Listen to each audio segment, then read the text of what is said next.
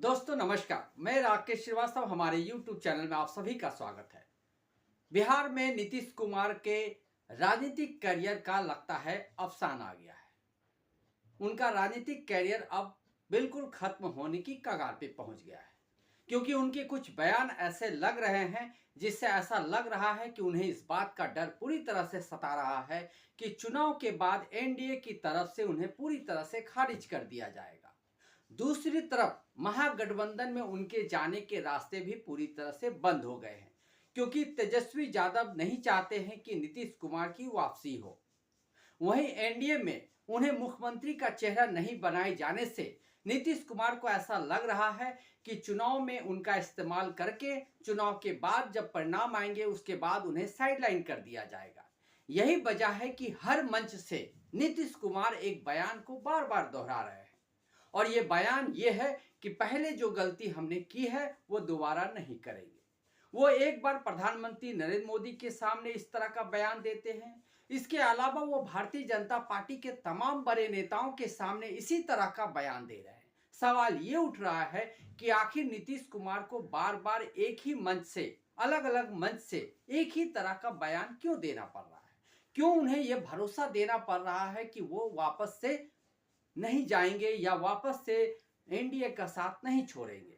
दरअसल नीतीश कुमार का जो इतिहास रहा है वो इसी वजह से है, क्योंकि नीतीश कुमार ने 2 बार महागठबंधन के साथ सरकार बनाने के बाद उनका साथ छोड़ दिया और एनडीए के साथ आ गए। एनडीए के साथ आने के बाद वो फिर एनडीए को छोड़कर महागठबंधन में चले गए थे। इसी वजह से जो उनके प्रति जो भरोसा होना चाहिए राजनीतिक दलों को और खास करके आम वोटर को, वो भरोसा पूरी तरह से टूट चुका है। और इसी वजह से नीतीश कुमार को ऐसा लगता है कि भारतीय जनता पार्टी खास करके एनडीए में वो भरोसा उनका नहीं बन पा रहा है। इसी वजह से हर मंच से वो एक बात दोहरा रहे हैं कि जो पहले गलती मैंने की थी वो दोबारा नहीं करने वाला हूं, अब मैं जहां हूं वहीं रहूंगा, यानी भारतीय जनता पार्टी की एनडीए गवर्नमेंट के साथ ही रहूंगा।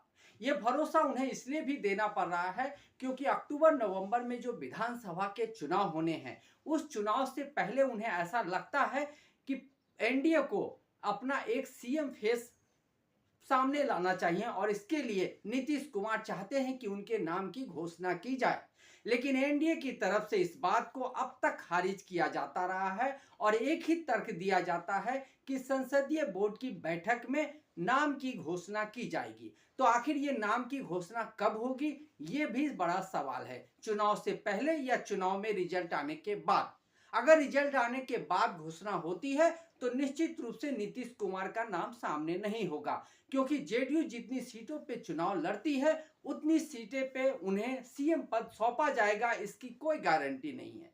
दूसरी बात, बिहार में भारतीय जनता पार्टी की जो महत्वाकांक्षाएं हैं वो पहले से काफी बढ़ चुकी है, लेकिन उनकी मजबूरी है कि नीतीश कुमार को साथ लेकर चलना है, क्योंकि नीतीश कुमार के पास पिछड़ा, अति पिछड़ा मुस्लिम जो वोट है वो उनके साथ है। और भारतीय जनता पार्टी को ऐसा लगता है कि अगर नीतीश कुमार को सामने रखकर चुनाव लड़ा जाए तो कई सीटों पे उन्हें फायदा हो सकता है, और इसी फायदे को उठाने के लिए नीतीश कुमार को अब तक झेला जा रहा है। झेला जा रहा है इसलिए कहा जा रहा है क्योंकि नीतीश कुमार का हाल के दिनों में जो बर्ताव रहा है अलग अलग जगहों पे, अलग अलग कार्यक्रमों में, उसे देखकर ऐसा लगता है कि नीतीश कुमार पूरी तरह से स्वस्थ नहीं हैं। उनकी जो मानसिक हालत है वो भी सही नहीं है। कभी वो राष्ट्रगान के दौरान अपने साथ खड़े नेता के साथ बातचीत करने लग जाते हैं, तो कभी वो एक बयान देते हुए इतना बहक जाते हैं कि वो कुछ भी बोल जाते हैं। एक पुरस्कार समारोह के दौरान उन्होंने एक महिला के साथ जिस तरह से फोटो खिंचवाने का प्रयास किया, उसे देखकर भी आम लोगों को समझ में नहीं आया कि आखिर नीतीश कुमार ये क्या कर रहे हैं। इसके अलावा उन्होंने रविशंकर प्रसाद के पैर छूने का एक कार्यक्रम में प्रयास किया था। रविशंकर प्रसाद न केवल राजनीतिक रूप से उनसे काफी नीचे हैं, बल्कि उम्र के हिसाब से भी देखें तो वो नीतीश कुमार से काफी छोटे हैं। ऐसे में उनका पैर वो क्यों छू रहे थे, ये बड़ा सवाल है। इससे पहले आपने 2-3 मौके ऐसे देखे होंगे जब नरेंद्र मोदी का पैर वो छूते हुए नजर आए। ये अलग बात है कि नरेंद्र मोदी ने उन्हें अपना पैर नहीं छूने दिया था। तो ये जो तमाम बातें हैं, इससे एक तरह का एक ये संकेत मिलता है कि नीतीश कुमार की जो स्वास्थ्य की जो हालत है, जो मानसिक हालत है, वो पूरी तरह से ठीक नहीं है। दूसरी तरफ उनके ऊपर जो भरोसा था पहले, वो भरोसा पूरी तरह से टूट चुका है। इसके अलावा नीतीश कुमार को ऐसा लगता है कि जेडीयू के जो समर्थक है, जो कार्यकर्ता हैं, जो फील्ड ग्राउंड में काम करते हैं, उनके बीच ये मैसेज जाना जरूरी है कि अब मैं कहीं और दूसरी जगह नहीं जाऊंगा, क्योंकि उनके बार बार पार्टी और गठबंधन बदलने की वजह से सबसे ज्यादा परेशानी कार्यकर्ताओं को हुई है, क्योंकि कार्यकर्ताओं को ग्राउंड में रह के काम करना पड़ता है। और कभी वो महागठबंधन के लिए काम करना पड़ रहा था, कभी एनडीए के लिए काम पड़ रहा था। इसकी वजह से उनके सामने एक अलग तरह की स्थिति पैदा हो गई थी। तो संभवतः नीतीश कुमार ने जो ये बयान जो बार बार दे रहे हैं कि मैं अब कहीं नहीं जाने वाला हूं और जो गलती मैंने की है वो नहीं दोहराऊंगा, इसके दो तीन मायने हैं। पहला, वो भारतीय जनता पार्टी और खास करके एनडीए को, नरेंद्र मोदी को ये भरोसा देना चाहते हैं कि उन्होंने पहले जो गलती की है वो दोबारा नहीं करेंगे। दूसरी तरफ उन्होंने एक बात जो जोड़ी है, उससे एक और कंफ्यूजन पैदा हो गया है। उन्होंने हाल ही में जो बयान दिया उसमें यह बताया कि मैं तो नहीं जाना चाहता था कहीं, मैं कहीं गठबंधन नहीं करना चाहता था, लेकिन हमारे एक नेता यानी ललन सिंह की तरफ उनका इशारा था, जो पहले जेडीयू के अध्यक्ष हुआ करते थे, फिलहाल वो केंद्र में मंत्री हैं। तो उनकी तरफ इशारा था कि ललन सिंह की वजह से मुझे ये सब करना पड़ा था। अब ललन सिंह बीच में नहीं है, जो भी डील होगी मेरी सीधी डील होगी। यानी एक तरह से उन्होंने महागठबंधन के लिए भी रास्ते खोल रखे हैं और उनकी तरफ वो इशारा कर रहे हैं कि एनडीए में भी अगर मैं गया हूं तो ललन सिंह ही जिम्मेदार है, और महागठबंधन में गया था तो उसके लिए भी ललन सिंह जिम्मेदार है।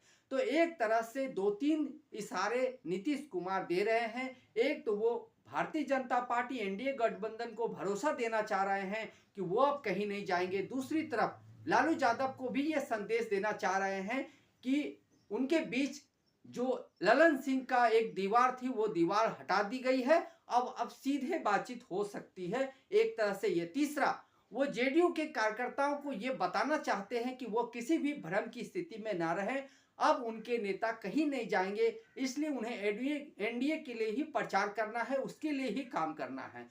हो सकता है कि उन्हें पार्टी के टूटने का भी डर सता रहा हो। ये डर यूं ही नहीं सामने आया है, क्योंकि जेडीयू के ही कई लोगों ने इस बात को खुलेआम तौर पे कहा है कि अगर नीतीश कुमार ने अपने बेटे को लॉन्च नहीं किया तो संभवतः जेडीयू टूट जाएगी। और इसी बात का डर नीतीश कुमार को सता रहा है, क्योंकि एक तरफ एनडीए की तरफ से भारतीय जनता पार्टी भले सपोर्ट देकर नीतीश कुमार की सरकार को चला रही हो, लेकिन नीतीश कुमार को भी मालूम है कि भारतीय जनता पार्टी उनके नेताओं पे डोरे डालने से भी पीछे नहीं रहती है। वो धीरे धीरे करके उनके नेताओं को अपने करीब लाने की कोशिश कर रही है। इसमें सबसे बड़ा नाम है ललन सिंह। ललन सिंह जितना नीतीश कुमार के करीब नहीं है, उससे ज्यादा वो अमित शाह और नरेंद्र मोदी के करीब है। इसी वजह से उन्हें ऐसा लगता है कि संभवतः अगर उन्होंने इस तरह के बयान नहीं दिए तो पार्टी टूट सकती है, और पार्टी अगर टूट जाती है तो फिर नीतीश कुमार कहीं के भी नहीं रहेंगे। इसी वजह से वो लगातार हर मंच से एक ही तरह का बयान दे रहे हैं, ताकि एनडीए में उनकी एक जगह बनी रहे और दूसरी तरफ उनकी जो राजनीतिक साख है उसे भी बचाया जा सके। लेकिन बिहार में जो राजनीतिक स्थिति तेजी से बदल रही है, उससे कई संकेत मिल रहे हैं। हाल ही में एक सर्वे सामने आया था, उस सर्वे में अभी भी तेजस्वी यादव को 35% लोगों ने सीएम के तौर पे देखना पसंद किया है। लेकिन सबसे दिलचस्प पहलू यह है कि हाल ही में राजनीतिक पार्टी शुरू करने वाले प्रशांत किशोर, जन स्वराज पार्टी के संस्थापक प्रशांत किशोर को दूसरे नंबर पे सीएम के तौर पे प्रोजेक्ट किया गया और आम लोगों ने उसे पसंद किया है, जबकि नीतीश कुमार का नाम तीसरे नंबर पे आता है। यानी नीतीश कुमार आम लोगों की पहली पसंद नहीं है। दूसरी तरफ एनडीए की तरफ से उनके फेस को सीएम के तौर पे प्रोजेक्ट नहीं किया जा रहा है, और तीसरी तरफ महागठबंधन के रास्ते उनके लिए पूरी तरह से बंद हो चुके हैं। इसी बीच वक्फ बिल बोर्ड के पास होने से मुस्लिम और पिछड़ी जातियों का जो वोट बैंक है वो नीतीश कुमार से बहुत हद तक खिसक चुका है। ऐसे में आने वाले दिनों में नीतीश कुमार की तरफ से इस बात का भरोसा बार बार अगर और दिया जाए तो इसमें कोई संदेह नहीं, क्योंकि नीतीश कुमार अंदर से पूरी तरह से हिले हुए हैं और उन्हें लगता है कि एनडीए में उनकी जगह पूरी तरह से सेफ नहीं है और चुनाव के बाद उन्हें दरकिनार किया जा सकता है। यही वजह है कि हर मन से वो बार बार एक ही बात को दोहरा रहे हैं। लेकिन आने वाले दिनों में एनडीए का रुख क्या रहता है ये भी देखना महत्वपूर्ण होगा, क्योंकि एनडीए को ऐसा लगता है कि नीतीश कुमार को सामने रखकर अगर चुनाव लड़ा जाए तो उसे राजनीतिक रूप से फायदा हो सकता है। लेकिन नीतीश कुमार की जो हाल के दिनों में आप कह सकते हैं कि जो बर्ताव रहा है या जिस तरह का अपीयरेंस रहा है वो बड़े संदेह पैदा कर रहा है और उससे भारतीय जनता पार्टी भी थोड़ा परहेज करना चाह रही है, क्योंकि इस तरह का जो बर्ताव है वो लोगों के बीच एक गलत मैसेज दे रहा है और लोगों को लगता है कि नीतीश कुमार जो पूरी तरह से चूक चुके हैं उम्र के हिसाब से भी और मानसिक तौर पे भी, उन्हें भारतीय जनता पार्टी प्रोजेक्ट करके एक तरह से गेम खेल रही है या एक तरह से दांव लगा रही है। ये दांव कितना सही साबित होता है ये चुनाव परिणाम के बाद ही सामने आएगा। लेकिन फिलहाल नीतीश कुमार बार बार एक ही बयान देकर ये जरूर जताना चाह रहे हैं कि वो एनडीए के पूरे भरोसेमंद बन चुके हैं। लेकिन नीतीश कुमार के बारे में कहा जाता है कि मौसम का आप अनुमान लगा सकते हैं, लेकिन नीतीश कुमार के दिमाग में क्या चल रहा है इसका अनुमान लगाना बेहद मुश्किल है। ऐसे में एनडीए महागठबंधन दोनों के कंफ्यूजन की एकमात्र वजह नीतीश कुमार है और नीतीश कुमार का पुराना रिकॉर्ड इस बात की तरफ इशारा भी करता है। आज के लिए बस इतना ही। अगर आप हमारे श्रोता हैं तो आप हमें जरूर लाइक और सब्सक्राइब करें। तब तक के लिए नमस्कार।